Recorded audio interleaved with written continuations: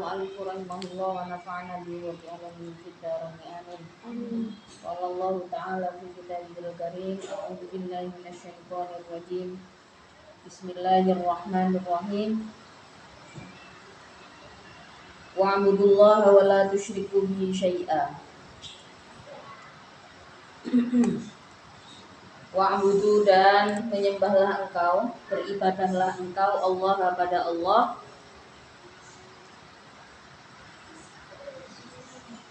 Pada Allah. Wahidu artinya menunggalkanlah atau mengesakanlah engkau pada Allah. Wala tusyriku dan jangan menyekutukan engkau bihi dengan Allah syai'an pada sesuatu. Wa ahsinu dan baiklah engkau. Wa ahsinu dan baiklah engkau bil walidaini dengan kedua orang tua. Ihsanan dengan benar-benar baik. Biron artinya dengan baik, dengan bagus.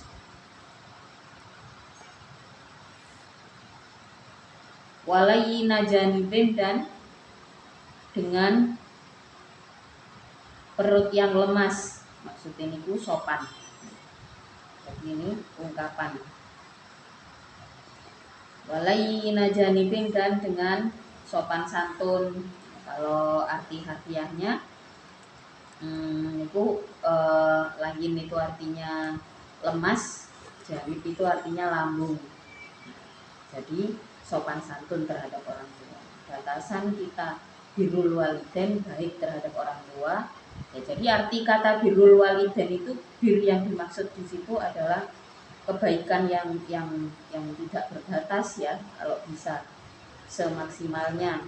Meskipun begitu, Al-Qur'an juga memberikan batas minimum. Batas minimum ini supaya kita patuhi. Ya, aturan minimum kita untuk birrul walidain itu seperti apa yang diajarkan di dalam Al-Qur'an ini penting untuk dipahami. Kenapa? Karena pada dasarnya setelah kita dewasa, orang tua sudah semakin menua, di sini kita sama-sama menemui masalah baru nantinya.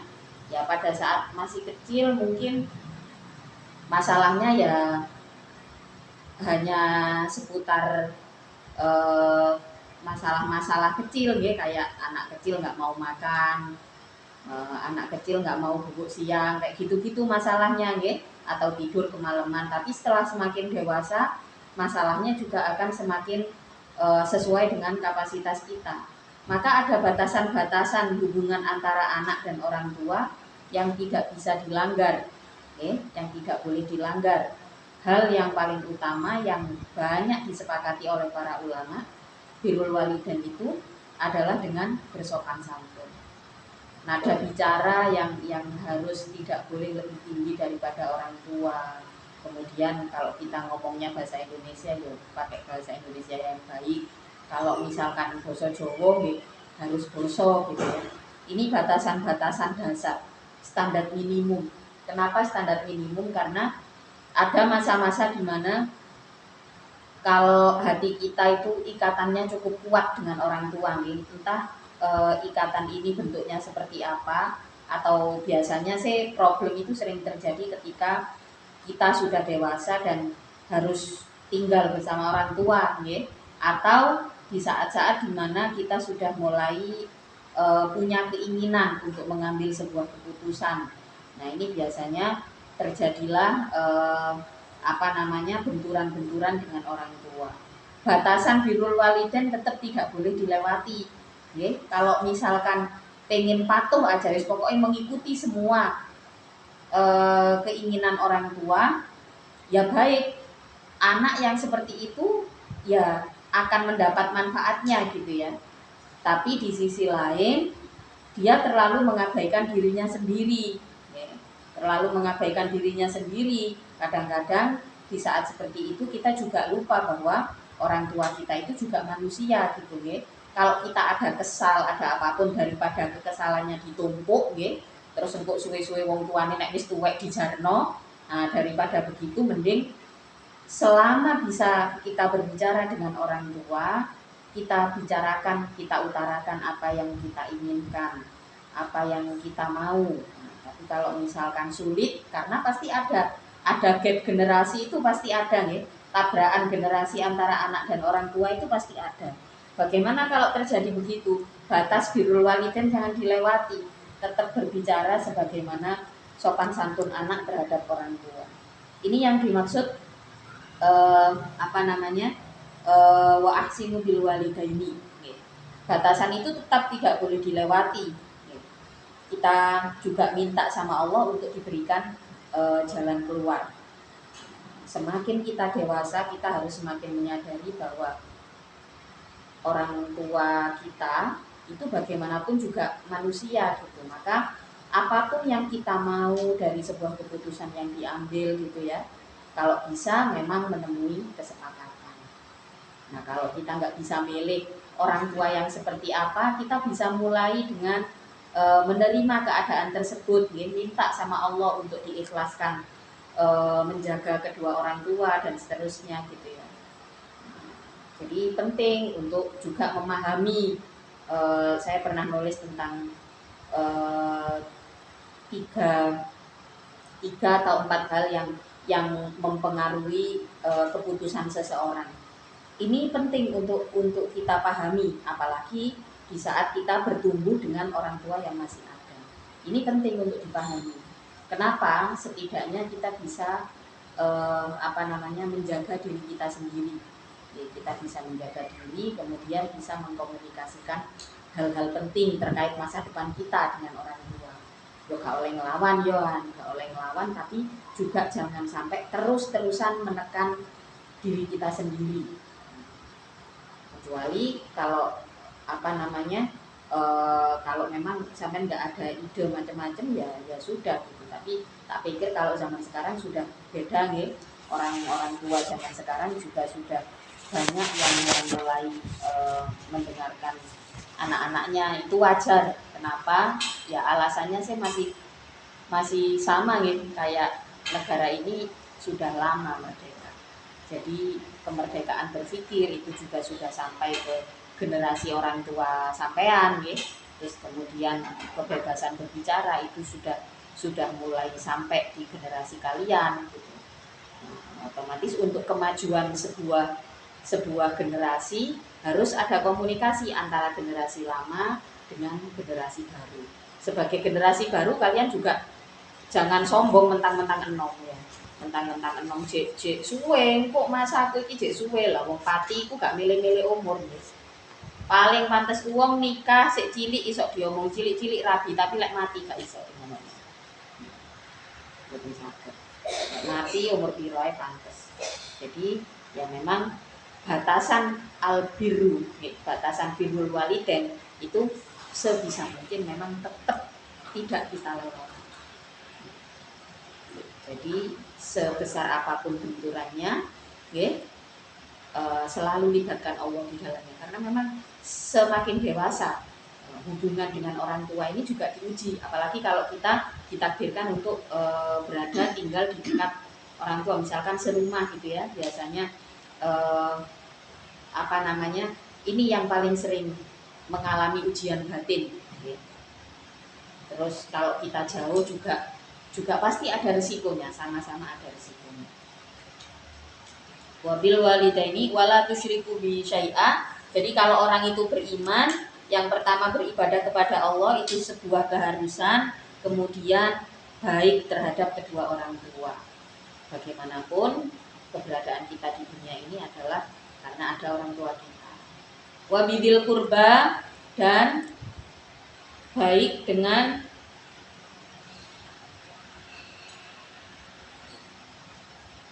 kerabat dekat.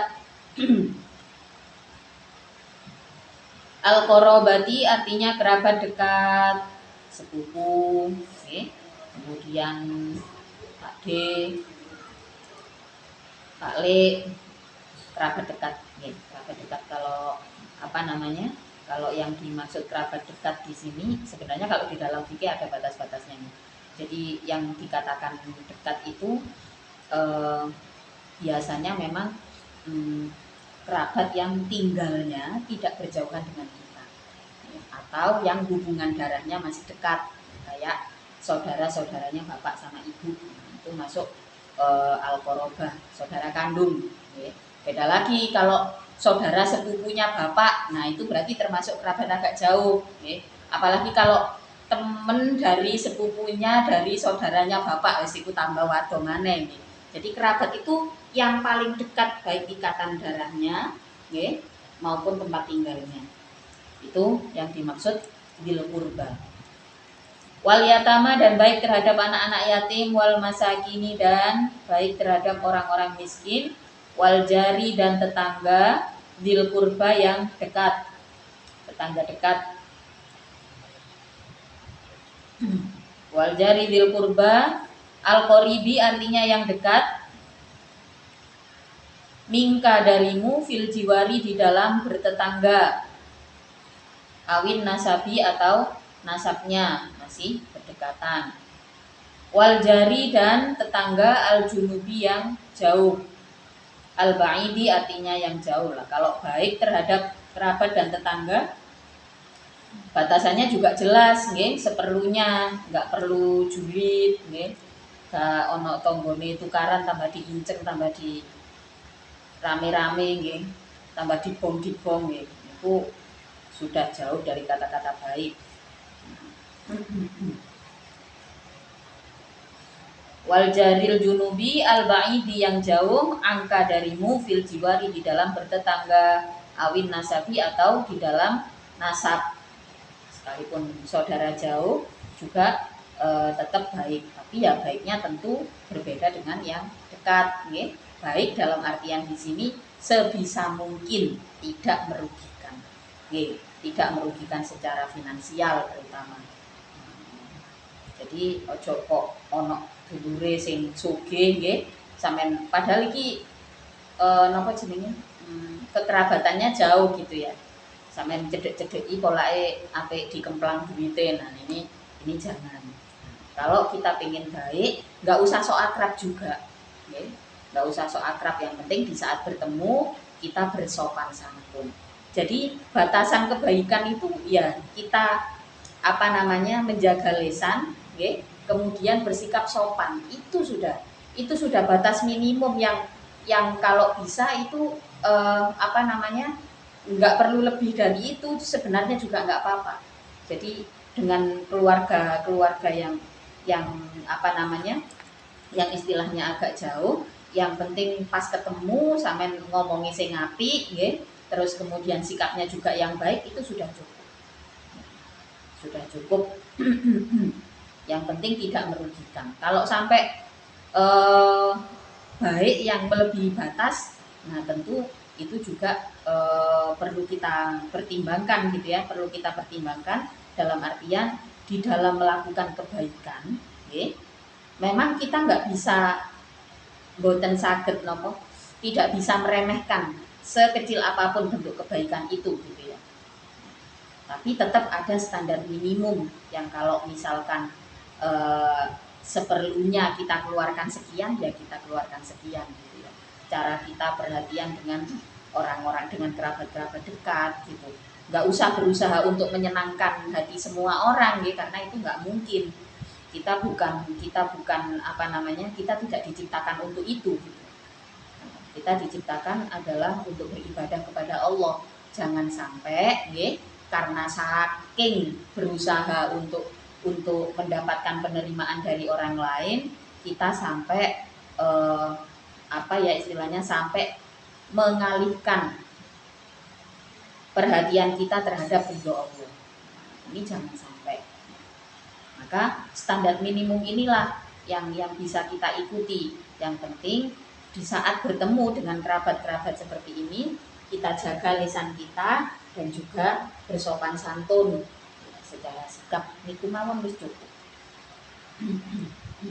Daripada cedek terus mari ngono sampean ro aipe terus sampean gak iso ngempet iki.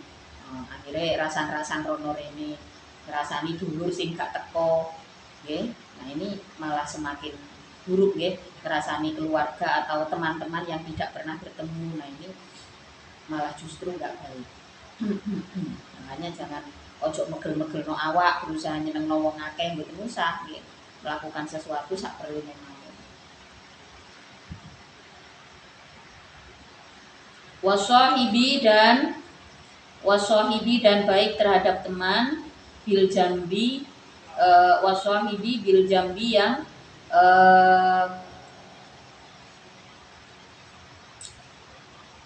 dekat.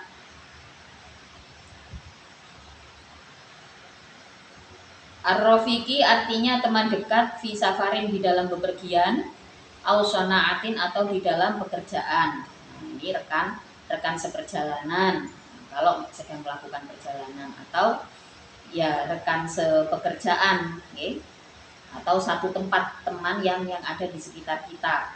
Nah, itu juga perlu kita beradab. Wakila dan dikatakan apa sohibi bil jambi az-zaujatu, adapun sohibi bil jambi itu istri, pasangan. Jadi yang dimaksud as-sohibi bil jambi ini adalah orang yang berada di sekitar kita, ya? Yang paling dekat di sekitar kita, entah itu tinggal bareng atau teman seperjalanan, ya? Kalau misalkan melakukan perjalanan kayak misalkan ya sampai ditakdirkan haji atau umroh seperti itu kan, barenglah dengan orang-orang lain yang tadinya nggak kita kenal karena perjalanannya yang jauh ya, kita perlu ada etika yang baik dengan kawan seperjalanan seperti itu. Dan juga yang tidak kalah penting adalah rekan seprofesi ya, rekan sepekerjaan atau teman-teman yang berada di dekat kita. Ini perlu kita beretika juga, ojo sembarangan. Maka dikatakan oleh sebagian ulama menafsiri kalimat as-sohibi bil jambi itu adalah pasangan. Nah, karena ini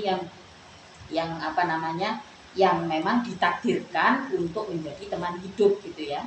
Yang ditakdirkan untuk menjadi teman hidup.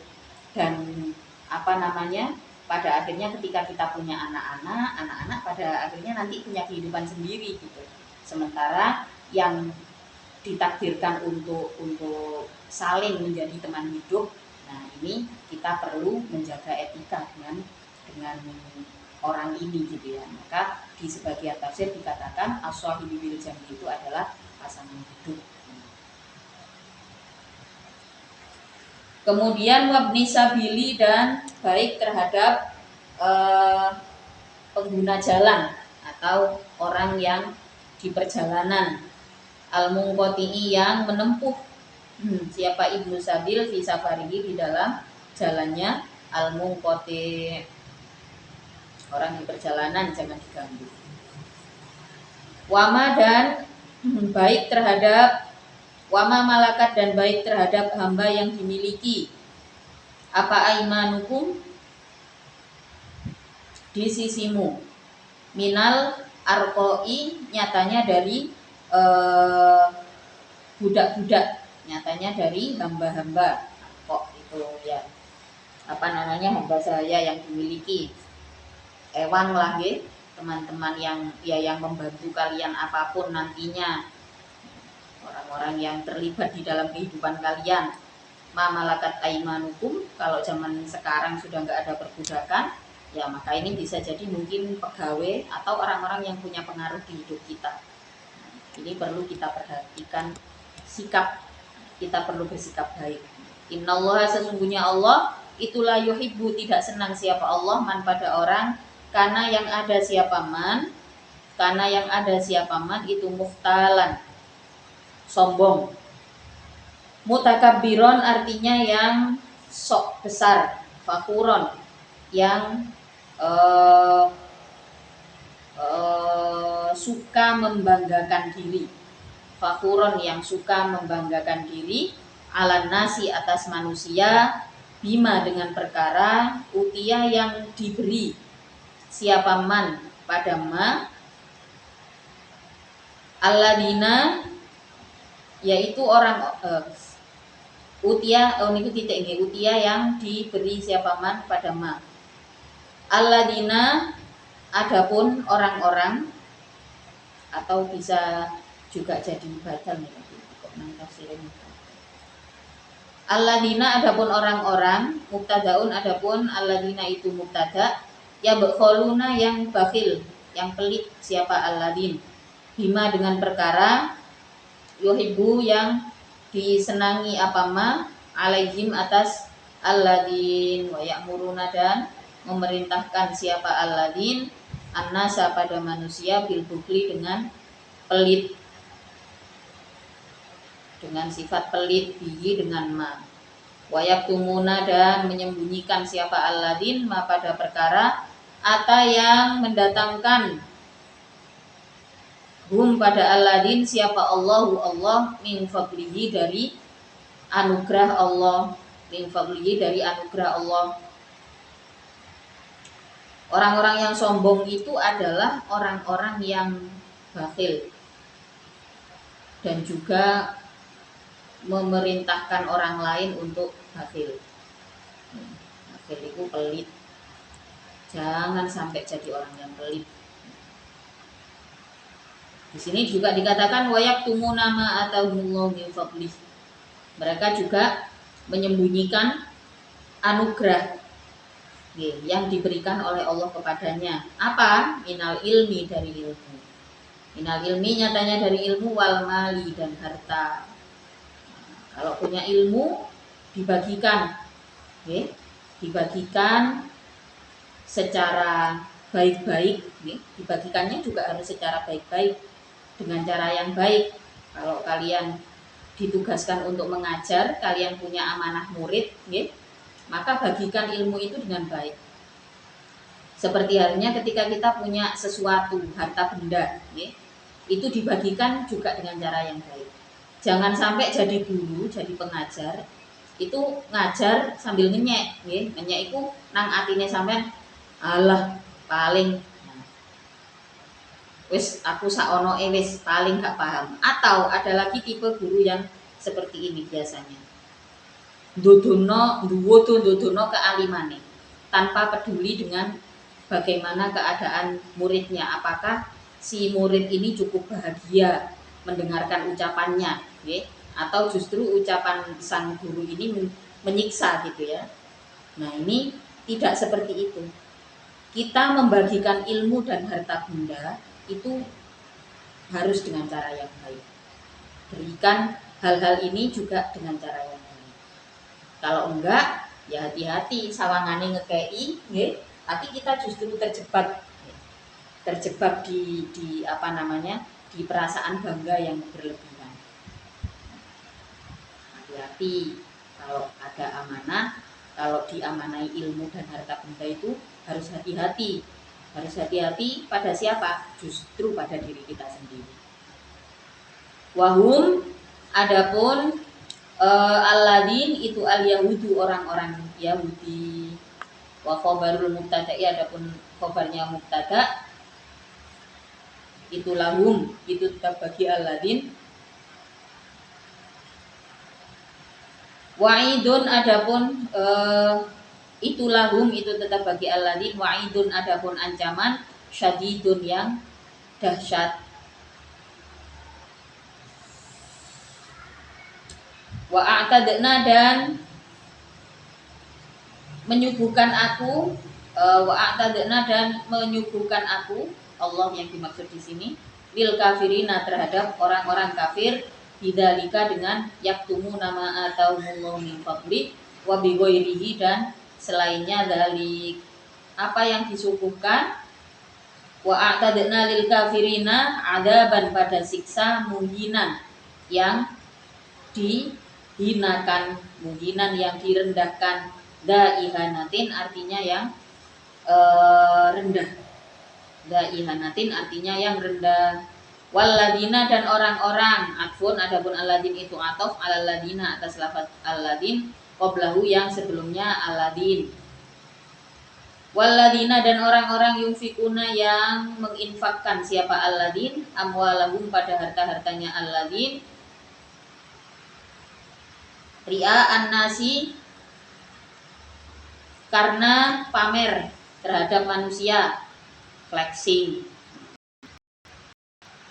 fak, foto.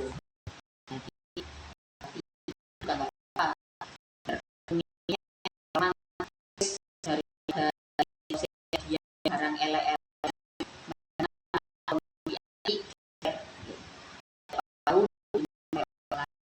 jadi semua tergantung bagaimana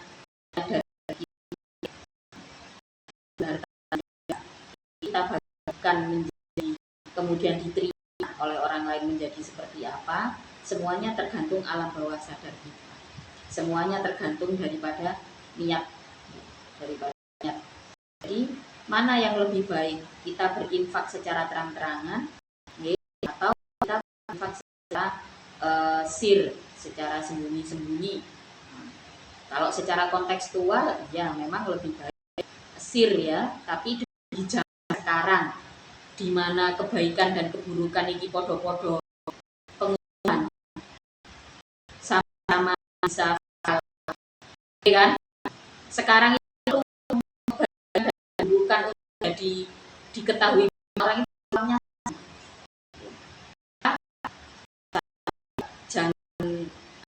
jangan meremeh ojo ngenang ngomong pamer amal baik, karena siapa tahu justru dari hal itu yang kita anggap Allah aku ya iso bukti iso ngono gitu iso ngono aku sakjane ero ya meneng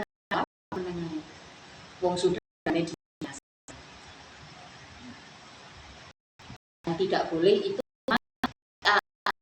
kita mendapatkan apa namanya yang kita tunggu manusia yang kalau kita ingin sesuatu gitu ya enggak orang yang akan menerima itu sebagai oh iya baik yang dilakukan orang saya di wong tiba cek wong liya niku kan akeh koyo ngoten niku. Padahal itu apa namanya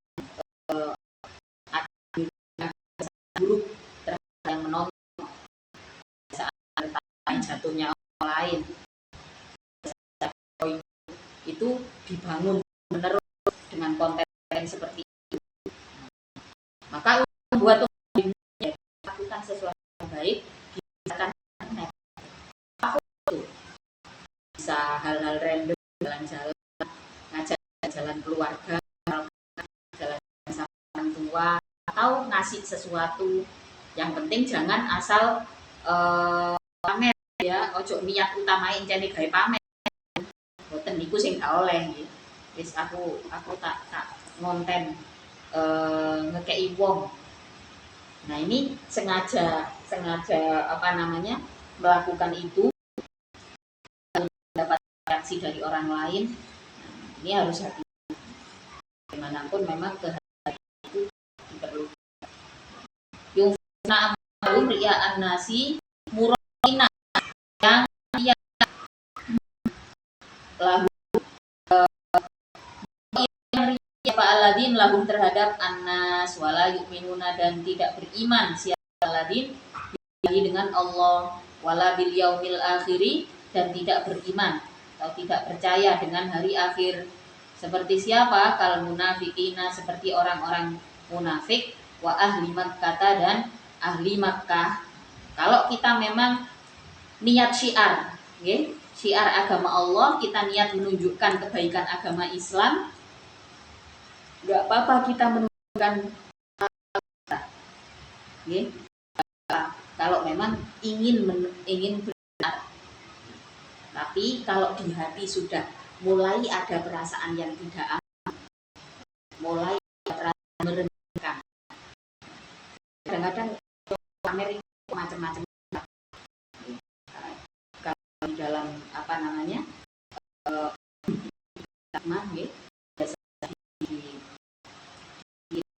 apa sing Biasanya nggak boleh adalah ketika kita melakukan sesuatu disertai dengan orang lain, itu ya nggak boleh. Jadi memang ya izah itu sama sekali tidak, atau di situ apa namanya, ada fakhur itu apa ya, kayak lebih tinggi daripada orang lain yang berlebihan, atau lebih tinggi sedikit saja dari orang lain. Ini sudah masuk di dalam bagian sesuatu yang tidak boleh, yang harus dihindari. Kita menunjukkan kebaikan itu enggak apa, yang penting tidak disertai dengan merendahkan orang lain. Iya, yang bagi makanan harus dikonten, jok sampai ambil ngekekno, itu ambil perasaan ini sakno rek sama kita merendahkan orang lain. Kalau kita berbagi, dan pengen kita berbagi itu ya, pertama dengan tata hati, toto diniati murni karena Allah, diniati murni karena Allah, dan sama sekali nggak boleh ada istihza, nggak boleh ada merendahkan orang lain. Bisa begitu, harus gak popo, sampean share kebaikan sama nang internet nggak masalah. Tapi kalau belum bisa, lebih aman jangan. Kalau selalu muncul kita melakukan sesuatu itu sembari merendahkan orang lain, berarti hati sampean belum cukup terlatih. Okay?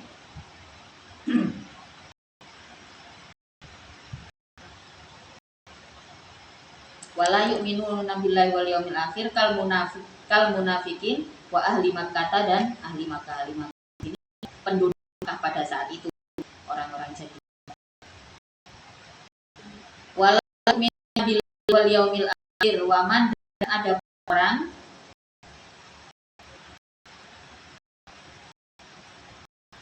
yakun yang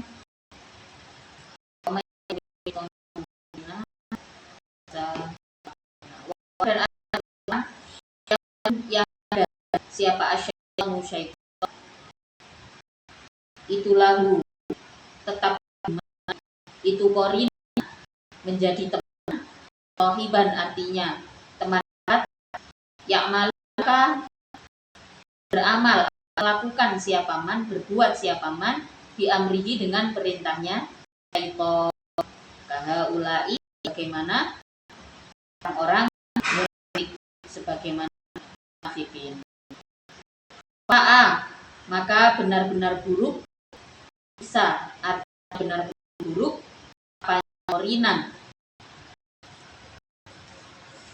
untuknya menjadi teman. Dua, adapun syaitan wa may yakuni syaitanu lahu qarina fataqwa, maka kita perlihatkan pada Allah sudah tidak menjadi untuk setan gampang,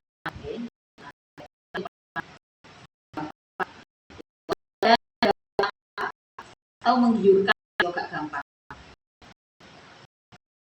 Menggiurkan masih mboten gampang niku, menggiurkan sing tutunane setan itu. Ya contoh di saat sampean masih sekolah nggih, bolos gak sekolah niku kan ya bukan perkara gampang saja nih. Ada pertentangan batin kan gitu nggih. Tapi energine teko dia teko setan. Energine ya teko setan. Kan ngoten. Nah niki maknane. Maknane koyo ngene. Itu baru sederhana. Wa dan adapun apa itu alaihim atas syaiton lau amanu apabila beriman. Itu wamada dan adapun apa itu alaihim atas aladin, ini bukan syaitan, itu alaihim atas aladin lau amanu bila beriman siapa aladin bagi Allah wal yaumil akhir dan wa aku dan infakkan dengan perkara rozako yang memberi hum pada siapa Allah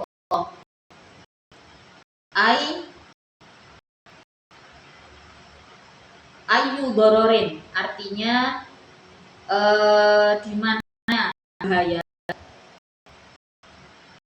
alaihim atas aladin dalika iman dan infak tersebut.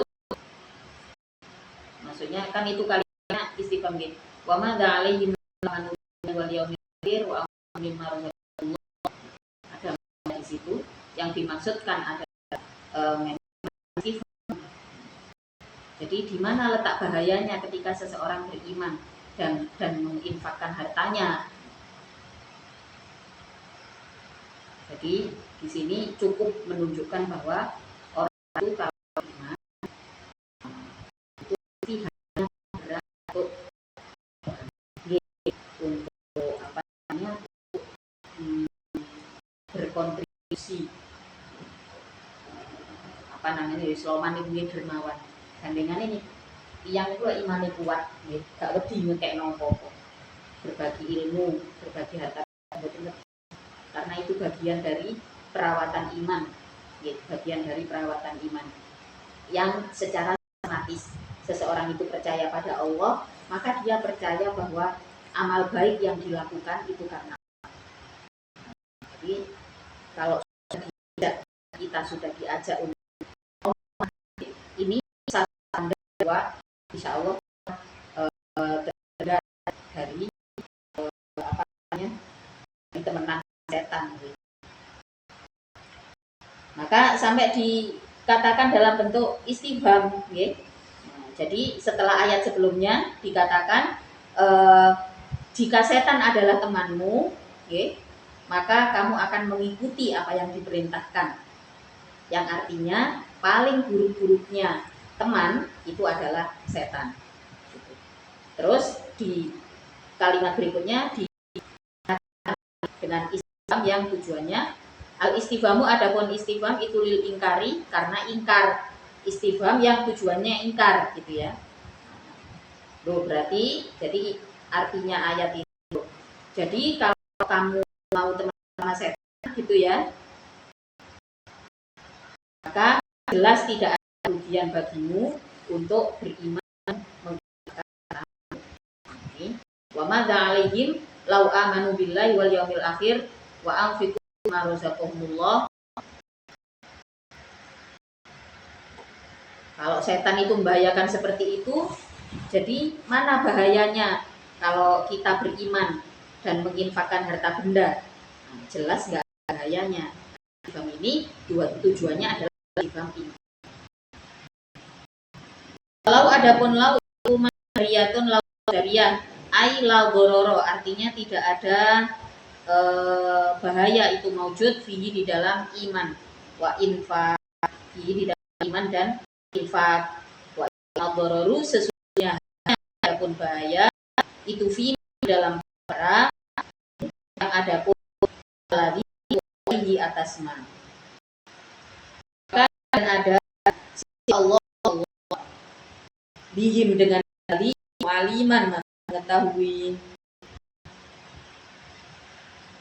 Jazi, maka mengganjar siapa Allah bihim pada alladhi, membalas, memberikan balasan Allah pada alladhi bima perkara milu yang berbuat siapa alladhin pada ma wa kana Allahu bihim alima.